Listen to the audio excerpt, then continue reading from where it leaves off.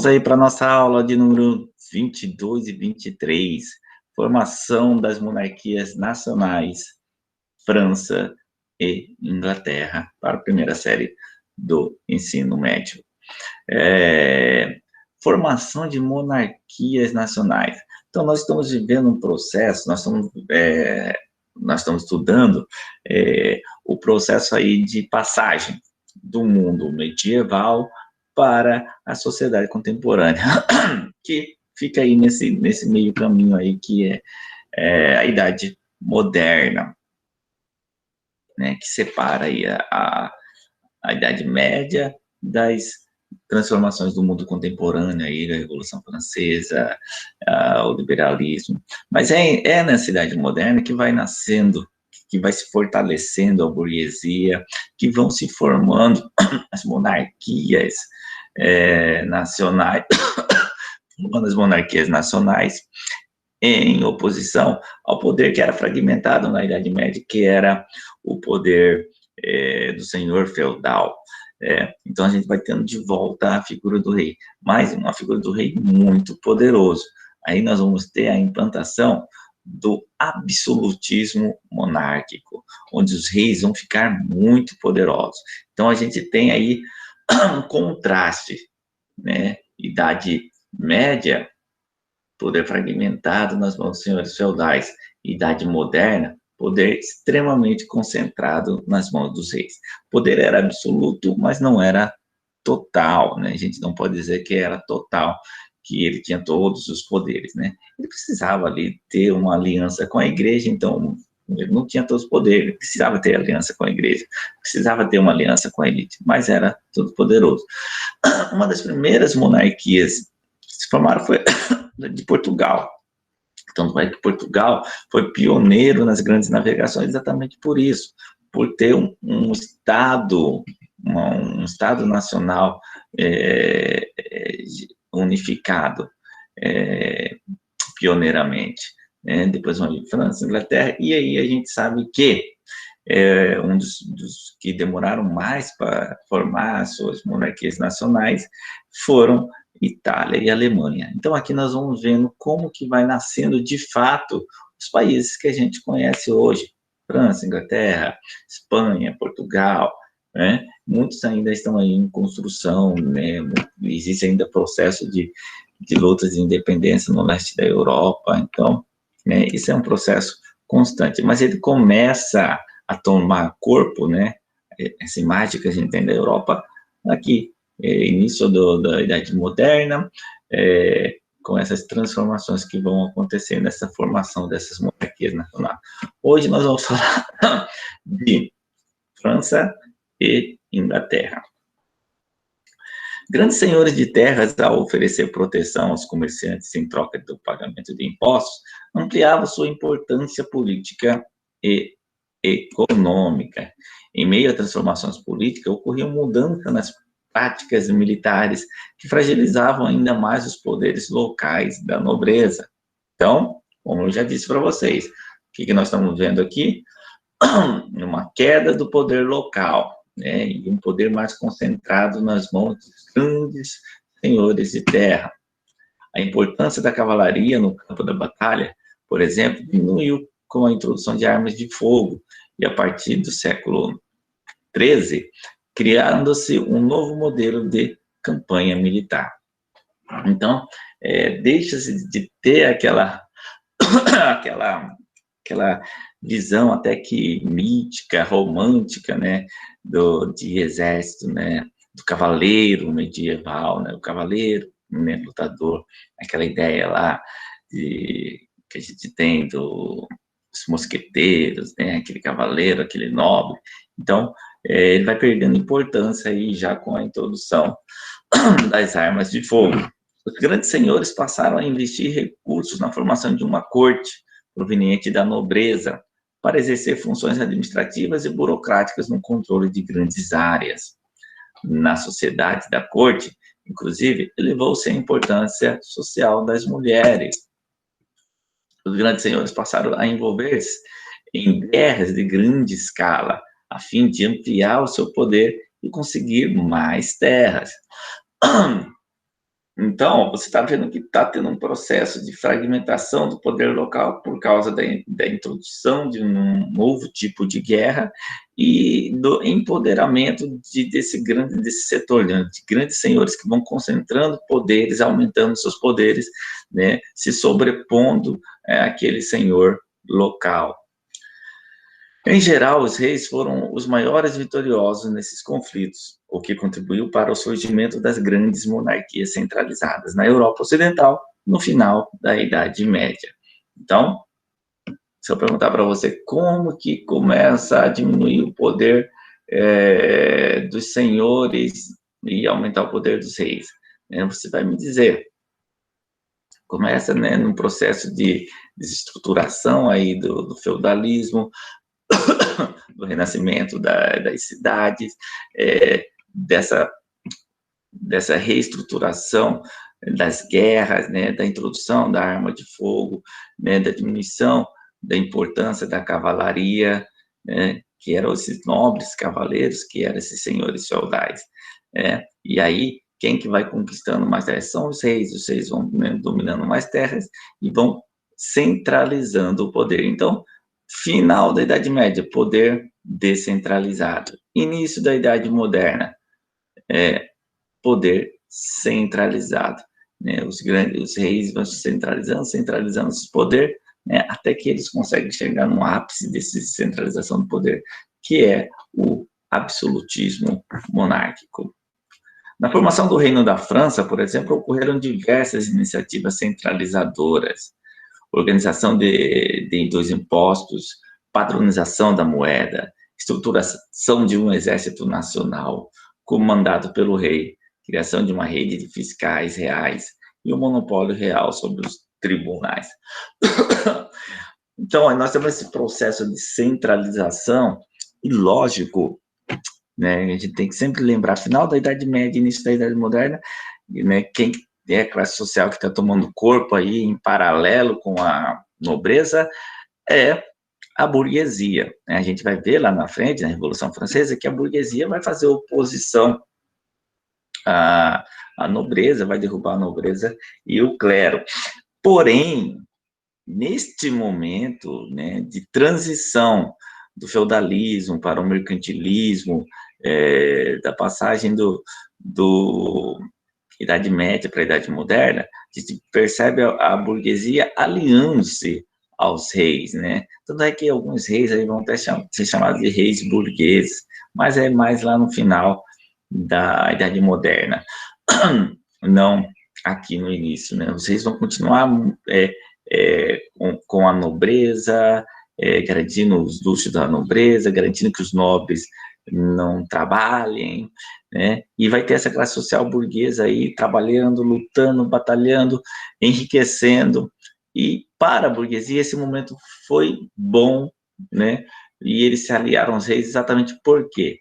Porque para a burguesia é melhor um governo centralizado do que aquele período que estava tudo descentralizado. Cada feudo tinha suas regras, às vezes cada feudo tinha sua moeda. Então, para a iniciativa burguesa de lucrar, era ruim. Cada região, um peso e medida, cada lugar uma regra diferente. E quando começa a centralizar o poder, para a burguesia é melhor. Até mesmo melhor para pagar impostos. Pagar imposto só para um rei é melhor do que você pagar imposto para vários senhores feudais. Em cada lugar que você passa, você paga um imposto diferente. Então, para a burguesia, foi uma mão na roda essa centralização monárquica. E a gente sabe que lá na frente a burguesia vai derrubar a nobreza, vai derrubar o absolutismo monárquico. Mas é sempre importante lembrar que no início, na formação desses estados nacionais, a burguesia se aliou, sim, à nobreza e aos reis. O cisma do Ocidente foi um momento marcado pela existência de dois papas, um na cidade de Avignon, na França, e outro em Roma, que recusava a autoridade monarca nos assuntos da igreja. O cisma evidencia os atritos entre igreja e monarquias nacionais na transição para a Idade Moderna. Primeira coisa, né, o cisma do Ocidente, a gente tem o cisma do Oriente, que nós já estudamos quando a gente estudou o Império Bizantino, quando a igreja lá de Bizâncio se separou da igreja católica, né, e nasceu lá a igreja ortodoxa, lá do Império Romano do Oriente, que existe até hoje a igreja ortodoxa. Esse é o cisma do Oriente. E aqui o cisma do Ocidente foi essa separação, né, da igreja, que a igreja teve 2 papas, um em Roma, outro na França, né, e evidencia, né, essa questão, estou falando questão igual Bolsonaro, essa questão aí do poder da igreja, porque durante a Idade Média, a igreja foi o poder central. A igreja detinha o poder central. E aí, não tinha um poder de um monarca centralizado, né? Então, aí, quando vão formando-se essas monarquias nacionais e vai aumentando o poder do monarca, então a igreja começa a rivalizar, né? Começa a ver alguém que rivalize com o seu poder. Então, por isso que esse cisma é o exemplo, né, que evidencia o atrito entre a igreja e essas monarquias que estão nascendo nesta transição que eu estou focando aqui, da Idade Média para a Idade Moderna. Uma das grandes transformações da Idade Média para a Idade Moderna é que a igreja passa a não ser mais aquela detentora central do poder, como foi durante grande parte do período medieval. Disputas pela sucessão do trono francês e pelo domínio da região de Flandres levaram à eclosão da Guerra dos 100 Anos entre França e Inglaterra. Guerra dos 100 Anos que não teve 100 anos, né? Foram 106 anos. Mas é chamada de 100 anos, né? Porque foi ali próximo de 100, então 100 anos, né? O conflito favoreceu a consolidação de ambas monarquias. Em meio à guerra, ocorreram a epidemia da peste negra e a propagação da rebelião de camponeses. Vou explicar mais uma vez, eu quero que isso fique bem claro. Vocês acham que vão ter uma explicação sobre essa na sua aula de sociologia. Mas vou explicar bem para vocês aqui. Por que a guerra é importante para consolidar a nação? Por quê? Porque quando se forma uma nação, a nação, primeira coisa, a nação, Deus não cria nações. As nações não estão ali prontas e acabadas. As nações são fruto das relações humanas. Então, até a epígrafe do meu trabalho de conclusão de curso, porque eu trabalho no nacionalismo, a nação é uma comunidade inventada, do Bennett Anderson, meu xará, Bennett. Por que a nação é uma comunidade inventada? Porque é criada, né? Para construir uma nação, precisa ter valores de sentimento. A nacionalidade não está no sangue de ninguém, né? Então, são sentimentos, né? Como falar a mesma língua, ter a mesma religião, né? Se identificar com o outro. Um sentimento de identidade é muito importante para consolidar aí a formação de uma nação, né? Mas um fator preponderante é o contrário de identificação, né? Que é o outro, né? Que é a alteridade, né? Identificar é você se identificar com o outro. A alteridade é você ver o outro como o outro, né? Como não pertencente do seu grupo. Então, quando você fala assim, aqueles são fulanos e nós somos ciclanos, então você aumenta o sentimento de identidade entre esses aqui. Então, a rivalidade entre França e Inglaterra faz com que, em ambos os lados, né, aumente esse sentimento de identidade. Então, o sentimento de alteridade do inglês em relação ao francês, aumenta o sentimento de identidade entre eles. O sentimento de alteridade do francês em relação ao inglês, aumenta o sentimento de identidade entre os franceses, entre aqueles que viriam a formar o que é a nação francesa, entre aqueles que viriam a formar o que é a nação inglesa. Então, e você percebe, tem muita alteridade aí. Por exemplo, a língua é bem diferente, né? São ramos linguísticos completamente diferentes. A religião praticada em cada uma, né? Bem diferente. Na Inglaterra, nós vamos ter a Revolução puritana, vamos ter o protestantismo muito forte. Na França, o catolicismo vai continuar muito forte. Né, a cultura em geral é muito diferente entre ingleses e franceses. Então, por isso essas guerras, né, vão fazer com que haja esse sentimento muito forte, né, de alteridade, que faz com que, né, aumente o sentimento nacional em cada um.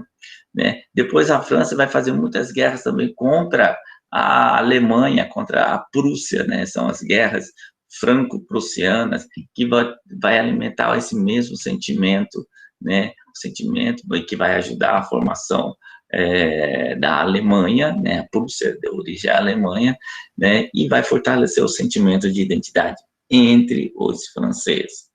Só para dar mais um exemplo para você entender o que é esse sentimento de alteridade, como que ele faz com que aumente o sentimento de identidade e a formação de sentimento nacional no povo. Vou dar um exemplo brasileiro, bem peculiar, para que você entenda. No Brasil é uma nação, mas é uma nação onde as pessoas são muito diferentes.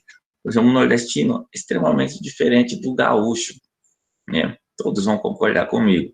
E eles se sentem diferentes. Porém, se você pegar os dois e colocar os dois lá na China ou lá no Japão, onde a cultura é completamente diferente, a língua é completamente diferente, a religião é bem diferente, quando esses dois se encontrarem, eles vão se identificar muito mais.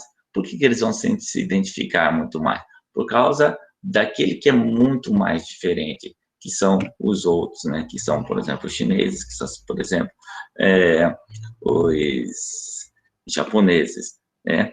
Então, eu espero que vocês tenham compreendido isso, o que é o sentimento de alteridade. O conflito favoreceu a consolidação de ambas as monarquias. Em meio à guerra, ocorreram epidemias com a peste negra e a propagação de rebeliões. Na vitória francesa sobre a Inglaterra na Guerra dos 100 Anos, destacou-se o papel da jovem Joana d'Arc. Sua trajetória alimentou a religiosidade cristã na França. Na Inglaterra, nós vamos ter um caminho diferente. Nós vamos ter uma oposição do rei em relação ao Papa, né? A criação da igreja anglicana lá. Na formação da monarquia inglesa, a nobreza impôs ao rei João sem terra, em 1215, a Magna Carta, documento que impunha limitações ao poder real. Um grande conselho de nobres, denominado parlamento, deveria ser ouvido pelo rei sobre cobrança de impostos.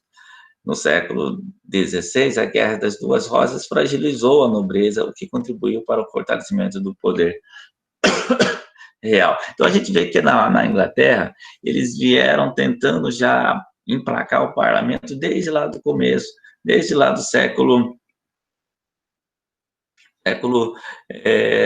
XIII.